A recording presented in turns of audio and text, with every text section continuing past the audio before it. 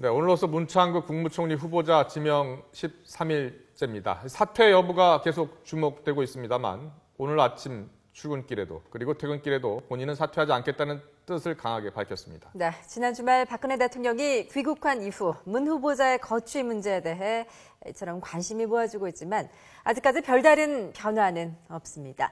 용인대 최창렬 교수 모시고 문창극 후보자의 거취 문제 그리고 향후 전국 움직임 짚어보겠습니다. 어서 오십시오. 예. 네.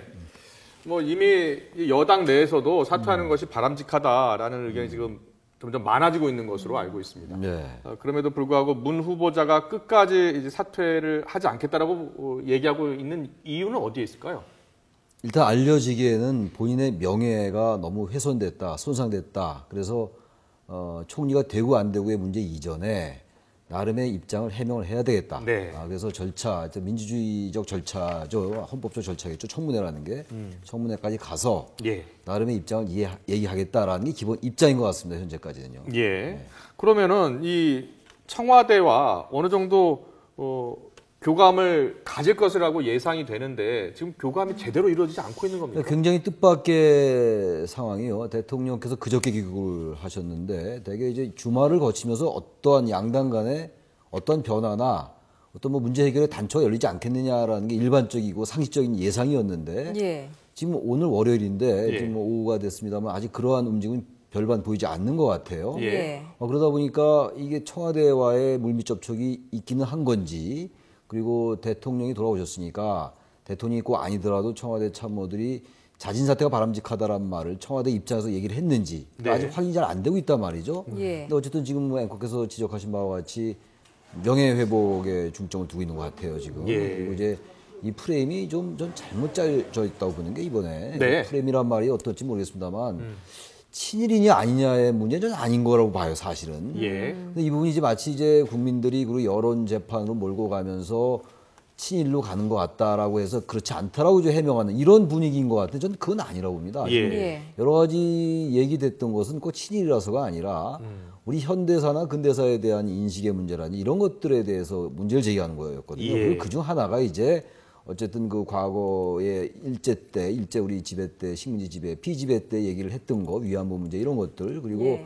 어떤 그 저자의 그 저서를 이용했던 거 비숍 여사 같은 거 예. 이런 게 얘기가 됐던 거거든요. 그래서 너무 이것을 친일이 아니다라고 몰고 가는 것 자체가 현재 이 문제의 본질은요. 과연 문창극 후보자가 총리로서 적합하느냐 적합하지 않느냐가 문제의 핵심이거든요. 예. 문 후보자의 어떤 여러 가지 제기된 것들이 문 후보자 개인으로서는 억울할 수가 있습니다. 근데 청문회라는 것은요. 고위공직자가 후보가 고위공직자로서 적합하지 않느냐를 가리는 자리입니다. 이 부분은 어떤 뭐 세미나를 하거나 학술적인 토론한 자리가 아니거든요. 예. 그렇기 때문에 문 후보자가 지금 억울한 것보다 얘기할 게 있으면 따로 기자회견을 하든지 예. 그런 쪽으로 해서 하는 게 좀 맞다고 해요. 왜 그러냐면요. 인사청문을 하면 본회의로 갈 거 아니겠어요? 본회의로 간다면은 현재로서는 물론 표결을 해봐야지 알겠습니다만 부결될 가능성이 많다면요. 예. 그야말로 이 부분은 정치적인 부분이란 말이죠. 기본적으로. 그래서 이 부분은 청문회를 간다는 것 자체가 절차에 따른다는 것은 대단히 바람직하나 예. 그것만을 우리가 생각할 수 없는 지경까지 와 있다는 겁니다. 지금. 일단 이제 박 대통령의 고심이 참 깊을 것 같습니다. 지난 금요일 밤에 이제 순방에서 돌아온 이후에 계속 고심을 하고 있는 예. 모습인데, 뭐 박 대통령 이제 어떤 결정을 내릴 거라고 좀 전망을 하십니까? 글쎄요, 가장 바람직한 건 뭐 계속 대통령께서 해외 순방 중에 여권 내에서도 그런 뭐 예. 간접적인 시그널이 있다가 이제 직접적인 이제 기류로 바뀐 거 아니겠어요? 자진 사퇴 예. 얘기입니다. 그런데 어쨌든 본인이 자진 사퇴할 의사가 없는 것으로 아직 얘기를 하고 있으니까 오늘 퇴근길에도 그런 얘기를 하지 않았습니까? 그렇다면은 어떠한 수순을 밟겠느냐 세 가지가 있는 것 같아요. 예. 첫째, 예. 지명 철회라는 게 있겠죠. 네. 지명을 한 것을 철회하는 것.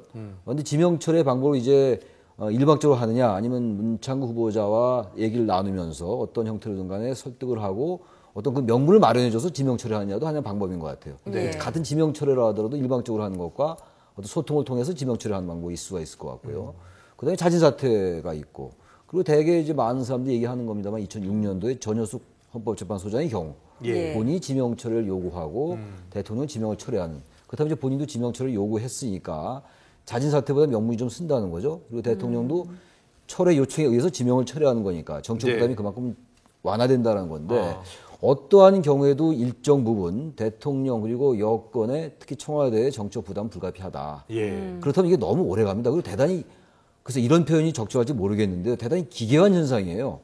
총리 후보자를 정권에서 임명권자가 내정을 했는데 그리고 이제 헌법적 절차가 있죠. 청문회를 거치고 본회의 표결을 거친 이 국회 임명동의 절차가 있다 하더라도요. 예.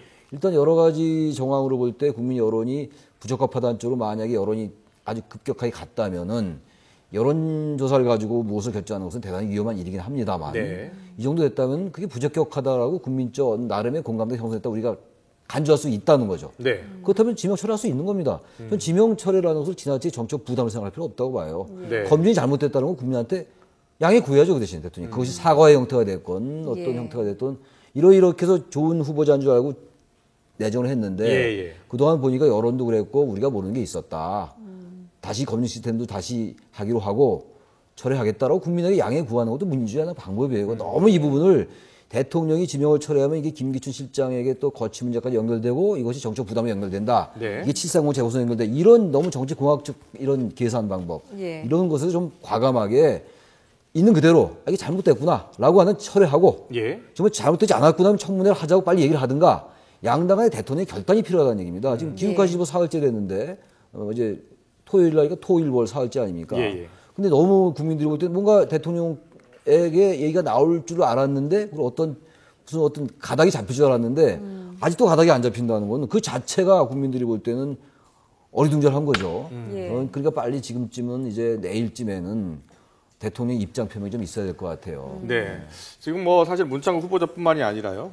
김명수 교육부 장관 후보자. 그렇죠. 그리고 또 이병기 국정원장 내정자 역시 지금 여러 가지 의혹들 예. 계속 제기가 되고 있어요. 그렇습니다. 결국은 이제 책임론이 나올 수밖에 없는데 지금 김기춘 비서실장이 인사위원장 겸임하고 있잖아요. 그렇죠. 그래서 야권에서는 뭔가 책임을 지는 사람이 있어야 되지 않느냐 이렇게 이야기를 하고 있어요. 그래야지 새로운 인사가 실현될 수 있는 것 아니겠느냐 이렇게 보고 있거든요. 어떻게 보세요?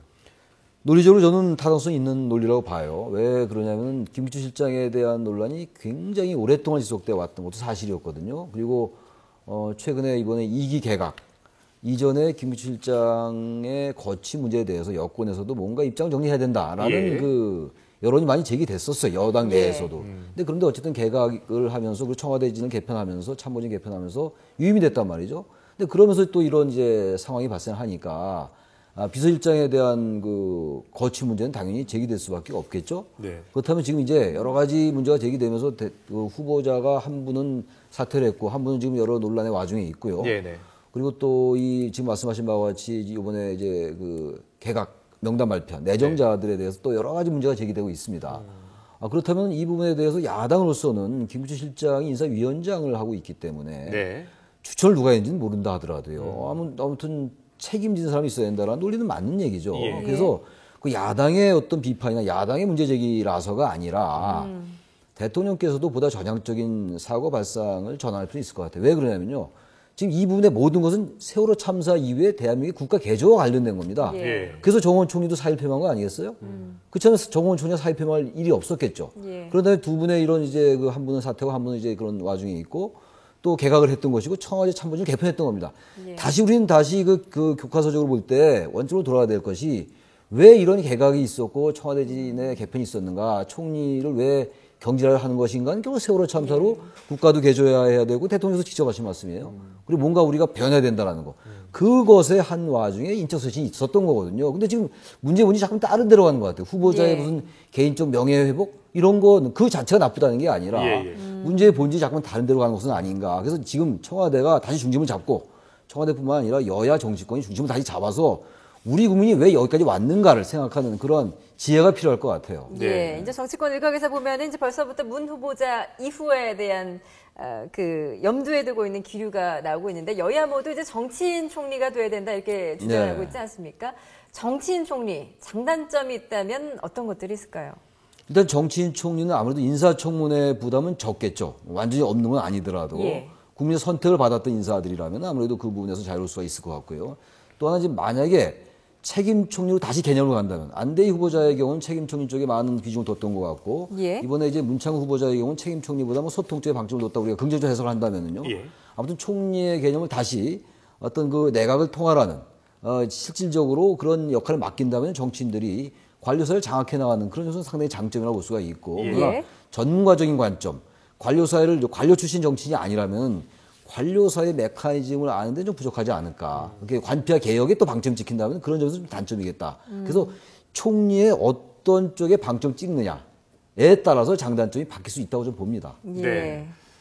어떤 후보가 지명되든 좀 개혁적이고요. 국민의 눈높이에 딱 정도 그렇죠. 맞는 그런 후보가 지명이 돼야 될 것 같습니다. 용인대 최창열 교수였습니다. 잘 들었습니다. 네.